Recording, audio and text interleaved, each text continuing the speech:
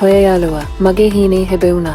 මීට අවසානයේ රැකියාවක් ලැබුණා. මම දැන් මැලේසියාවට යනවා වැඩ කරන්න. හැබැයි මම සමහර දේවල් ගැන බයෙන් හිටියා. ගෙදරින් මෙච්චර දුරක් යනකොට මට මොකක් හරි වුණත් මොකද කරන්නේ? කවුද මේවා බලාගන්න? මට ලෙඩක් දෙකක් හදලා වැඩ කරගන්න බැරි වුණත් මට ලේසියෙන්ම ආපහු ලංකාවට එන්න පුළුවන් වේද?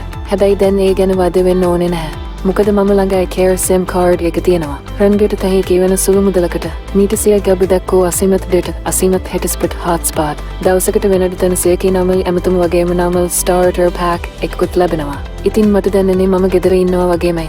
ඕනෑම වෙලාවක ගෙදරට කතා කරන්න පුළුවන්. ඒ විතරක් නෙවෙයි, මේවා රෝහල්ගත කළත් සහ මීට වැඩ කරන්න බැරි බවට තීරණය කළත් එහෙමත් නැත්නම් රජය හව පෞද්ගලික රෝහලකින් මට ඒක දිගට දැන් තහේ කියවෙදී නිවාඩු මැගින් ලැබුණත් මීට පෙරණ විදිය සහාය ඇති වූ නමල් ගුවන් ප්‍රවේශ පත්‍රයක් ලැබෙනවා ආපහු ලංකාවට එන්න.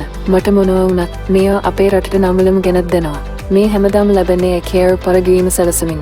මේ දේවල් ලබාගන්නේ මගේ iCare SIM එක. රන්ගට තෙහිකී මෙසක් ටපපි ටාප් එක්කෙන සැකිරියව තබාගත් තම ඇති. පුදුමයි නේද? වැදගත්මදි තමයි මේ වැඩසටහනට සාක්ෂෝ රේහබ. iCanenge ටෙක්නොලොජ්ස් සහ ලයිෆ්ලයින්ස් යන ආයතන අනගරහය දක්වනවා.